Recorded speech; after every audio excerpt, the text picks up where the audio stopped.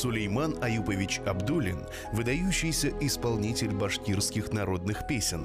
В его репертуаре было более 60 протяжных песен «Одан-Кей», которые впоследствии стали образцом совершенства, эталоном исполнительского мастерства для последующих поколений.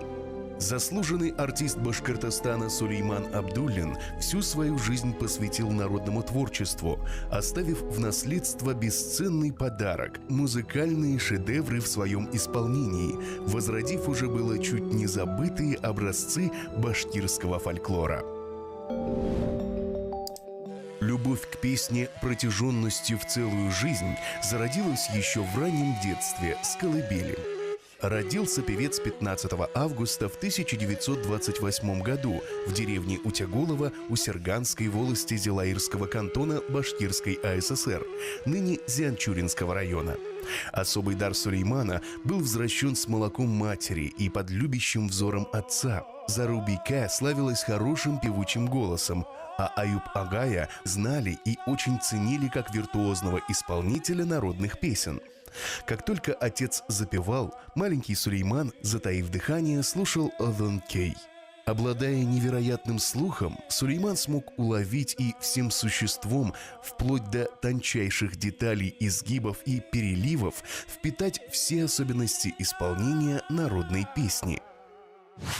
В башкирском исполнительстве есть такое понятие, как «мон». Его на русский дословно перевести невозможно. Нет такого эквивалента, который могло бы передать всю палитру значений, которые скрываются вот за этим понятием. Мон — это и тоска, это и грусть, это и какая-то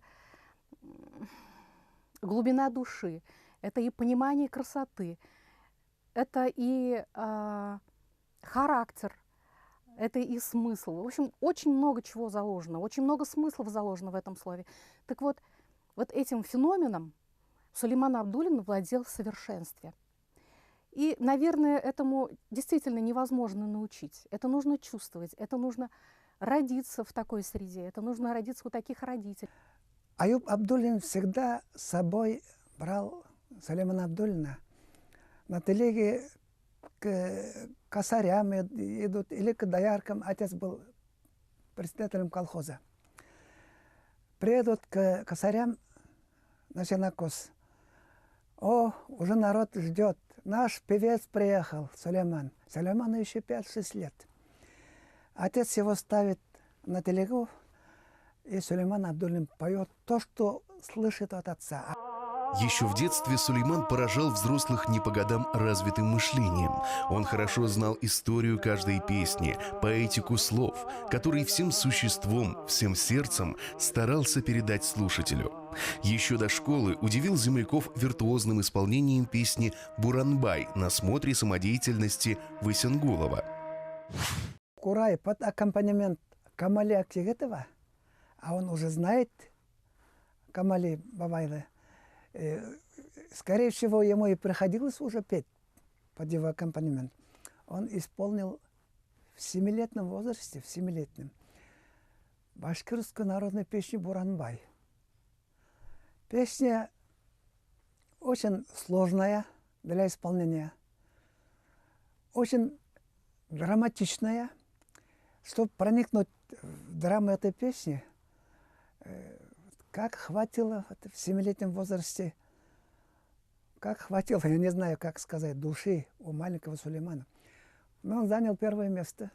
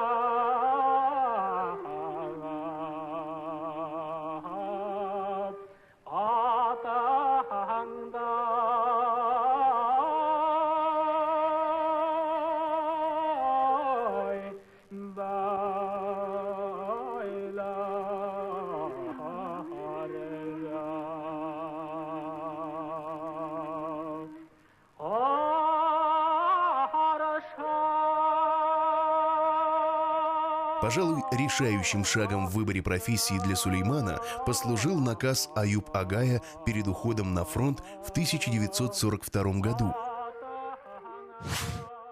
Уходя на фронт, отец его,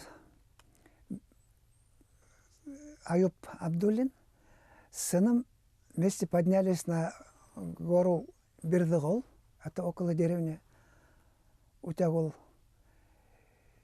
Спел Касмарт Буя и сказал: сынок, не знаю, я вернусь или нет, но ты обязан наши песни донести до народа. Обязательно поедешь, не знаю, вернусь или нет, но ты обязан поехать в Уфу, записать или как. Наши песни должны остаться, звучать. Отец в 1943 году погиб. Такая потрясающая история. Он со связкой гранат бросился под фашистский танк. Вот Сулейман Абдуллин во время войны в своей деревне был как, не знаю, как целитель души. Узнав об этом из соседних деревень, женщины, у кого муж погиб на фронте, собирались около телефона, в бригадах же телефон был, с вертушкой. Сулейман Абдуллин у себя из Утагулова в трубку телефонную поет протяжные песни для того, чтобы в соседней деревне могли послушать и немножко получить бальзам на душу. Вот он, но это же не так просто. Он же переживает горе этих женщин. Он переживает. Вот боль народа, вот он познал с малых лет. Сулейман исполнил последнюю волю отца. В 1948 году спел на радио прощальную песню отца, посвященную родной земле – долину Касмарки. Талантливого молодого джигита заметили и пригласили на работу. Сам Сулейман Агай очень любил вспоминать день знакомства с художественным руководителем филармонии Хусаином Ахметовым. Во время прослушивания в его кабинете все время звенели оконные стекла. Подумать только, какой мощью обладал его голос. А ведь за год до этого события Сулейман был на прослушивании в Московской консерватории. Москва встретила их неласково, было очень холодно, шел мокрый снег, он простудился. Сам он объяснил вот именно этими обстоятельствами, что он выступил неудачно, и его отправили домой. Махфира же Ильясовна рассказала это с другой точки зрения. Она подчеркнула то, что комиссия была впечатлена его искусством. Его слушали много, и он пел много. И вот эта комиссия, вы знаете, она, на мой взгляд, поступила очень мудро. Она разглядела в нем талант, уникальный талант народного исполнителя народных песен. А ведь исполнение башкирской протяжной песни совершенно имеет под собой совершенно другую, иную почву, нежели академический вокал. Это другое искусство. Это искусство, которому, наверное, вот они поняли, что нельзя мешать. Вернувшись из Москвы ни с чем, он устроился в башкирскую филармонию. Под аккомпанемент кураиста Рахматуллы Буляканова спел все, что потребовала комиссия. Коллектив филармонии был поражен не только голосом, но и багажом песен в репертуаре народного певца. Впоследствии, работая в филармонии, Сулейман Абдуллин будет удивлять своих коллег и даром импровизации и сочинительства.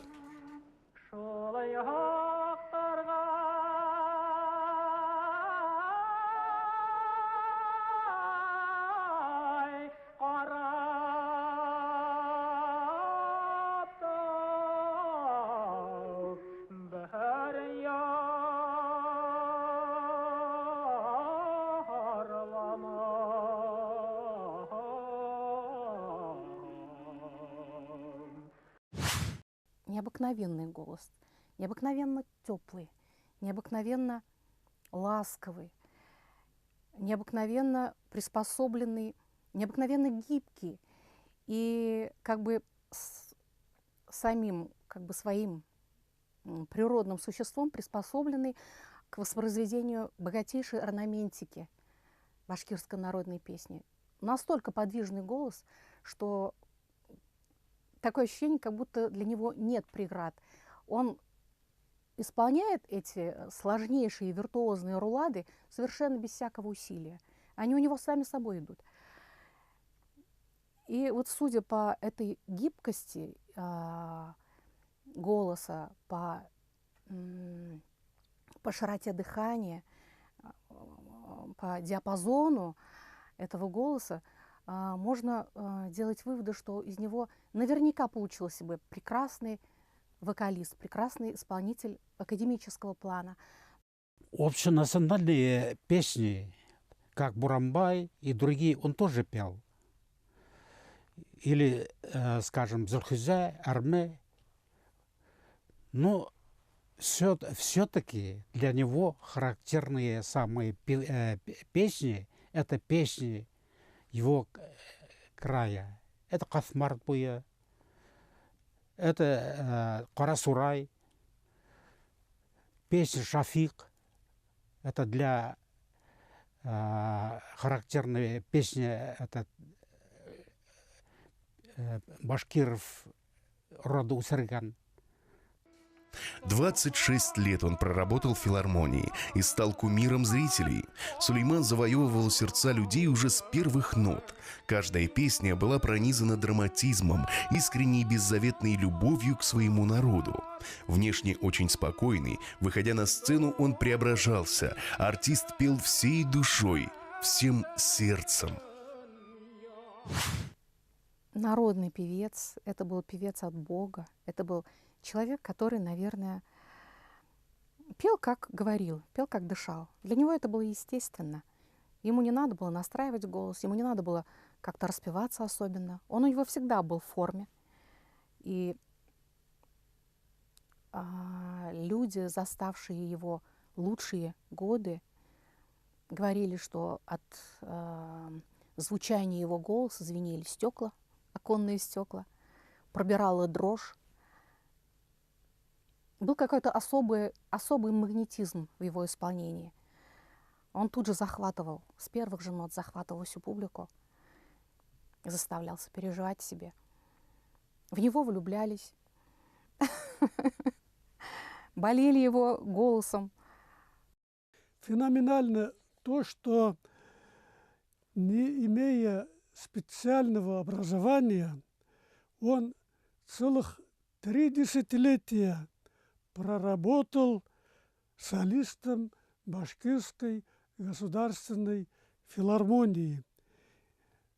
И как профессиональный певец, вышедший из народного искусства с гастролями, исколесил не только всю республику вдоль и поперек, но его выступления полюбили и в селах, и городах соседних областей, в республиках бывшего Союза СССР. Ему аплодировали в Кремлевском дворце съездов, в Большом театре России. Музыкальное училищеге келип, мени эзлеп тапты бул. Когда я закончила первый курс музыкального училища, Сулейман Агай пригласил меня в гастрольный тур по районам республики. Работали целый месяц без выходных. Он обычно любил порыбачить перед концертом. Как его встречали зрители, у меня до сих пор перед глазами. За час до концерта зал был полон, а после народ не спешил расходиться. Все ждали, когда выйдет любимый певец. Кто вышитый платок подарит, кто своими руками связанный шарф. Засыпали вопросами, а он, несмотря на усталость, всем отвечал, искренне радовался с ними. Сулейман Абдуллин сумел сохранить свой природный дар до конца своих дней. Ученые назвали бы это явление этнофор, так как выдающийся певец соединил в своем творчестве два направления – искусство исполнения и глубочайшее знание фольклора. В его репертуаре было более 60 адонкей. За Сулейманом Аюповичем потянулась целая плеяда прекрасных исполнителей башкирской народной песни. Рамазан Янбеков, Абдулла Султанов выучили адонкей с голоса Сулеймана Абдуллина. И по сей день любимый певец продолжает оставаться образцом совершенства для молодых исполнителей. А в том, что он оставил огромное наследие, большое количество записей, наверное, мы должны сказать слова благодарности Юлаю Жбуловичу Генединову, который организовал это. Он был его аккомпаниатор. С Сулейманом Абдуллиным мы познакомились в конце 70-х годов в доме отдыха в Талкас. Я отдыхал с семьей, Сулейман Абдуллин. И вот по просьбе отдыхающих он дал концерт. Я играл ему на курае. Нам репетиция и не понадобилась. Почему? Потому что я вырос на его песнях. Я знаю, как он поет. Каждый его оборот, это настолько близко для меня. Вот. И там я вижу ветерана войны, инвалида, с орденами, с орденскими планками. Когда он поет «Армия», все плачут. Играть было трудно. Еле-еле сдерживаешь слезы, а ты ему играешь, еле сдерживаешь слезы.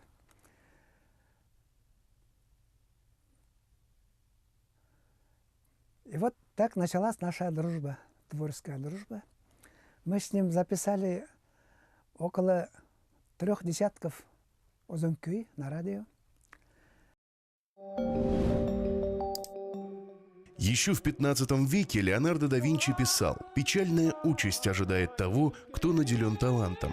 И Сулеймана Аюповича не миновала сия чаша. На его долю выпало немало испытаний. Обласканный искренней любовью зрителей и слушателей, до 70 лет он был лишен признания властей, не имел крыши над головой.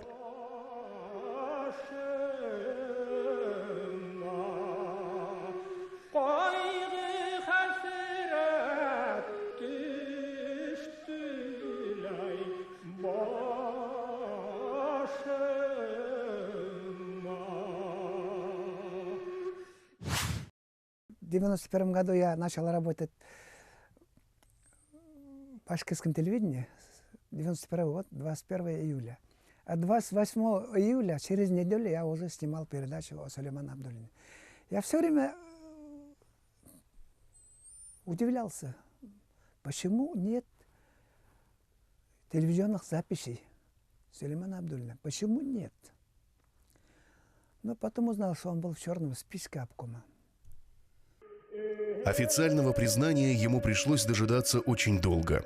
Только в возрасте 58 лет он был удостоен почетного звания «Заслуженный артист Башкирской АССР». И на склоне лет Сулеймана Аюповича продолжала испытывать судьба. Столкнулся с предательством самых близких людей. После несчастного случая, после которого еле выжил, сильно подорвал здоровье. Спасали песни и преданные друзья, приглашая на концерты, юбилейные вечера. Поддерживали и земляки, организовав в Зианчуринском районе конкурс его имени, где Сулейман Агай охотно участвовал, вручал призы молодым вокалистам и продолжал удивлять всех поразительной музыкальной памятью. Однажды надо было записать песню «Карат», а у меня была запись, которую подарил, аудиозапись мне мой друг Радис Дусалин, уроженец деревни Князя Булатова Ишимбаевского района. Песня мне очень понравилась, я разучил быстро. Я немножко напел Сулеймана Абдуллина, напел. Он мгновенно это схватил, мы записали в радио, а сейчас эту песню кто только не поет. Его песню нотировал, я больше понял его музыкальные особенности, его музыкальные дарование. Потому что эти песни, его исполнения были только сулеймановскими,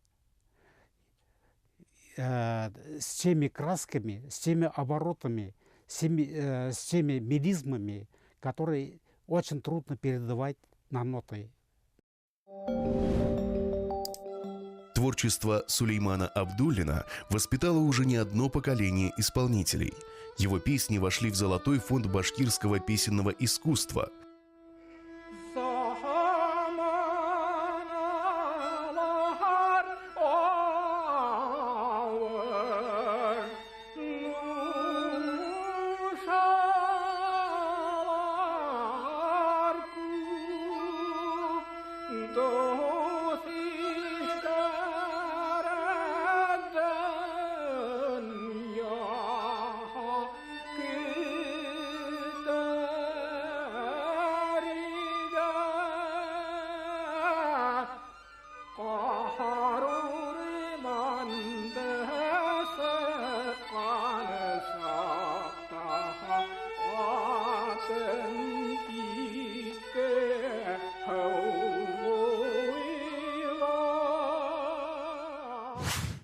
Сулейман ағайдың оның сафлығы, көңіл сафлығы, қасмарт бойында... При одном лишь упоминании имени Сулеймана Агая мое сердце замирает от волнения. Он был настоящим королем сцены. Под воздействием его необыкновенного голоса смягчали сердца даже самых жестоких людей. Мне довелось быть очевидцем его выступления в Илишевском районе. С нами был и поэт Рафаэль Сафин.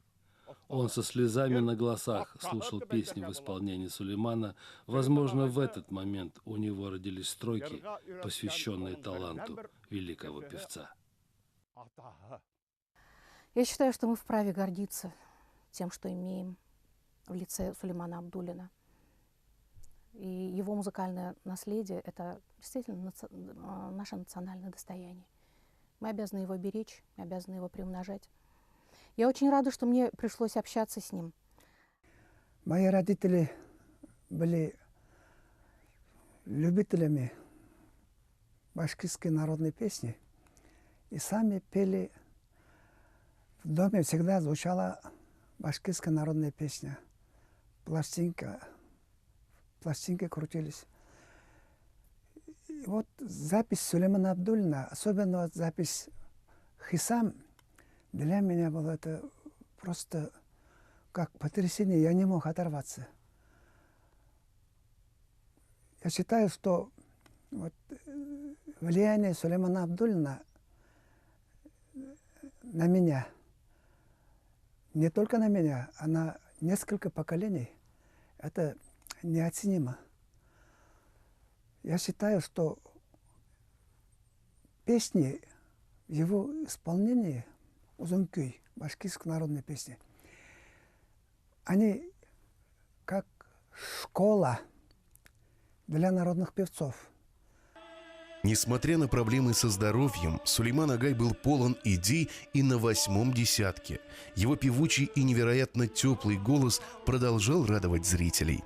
Со своим другом Юлаем Гайнетдиновым готовили аудиоальбом, но подорванное здоровье разрушило планы. 11 марта 2002 года певца не стало. Его похоронили на родине, где босоногим мальчишкой он обегал все окрестности и, взбираясь на гору Бердигул, окидывая взором любимый Утягул, затягивал песню. Вся его жизнь была созвучна песням, которые он исполнял, полной трагизма и глубины, неимоверно красивой и искренней.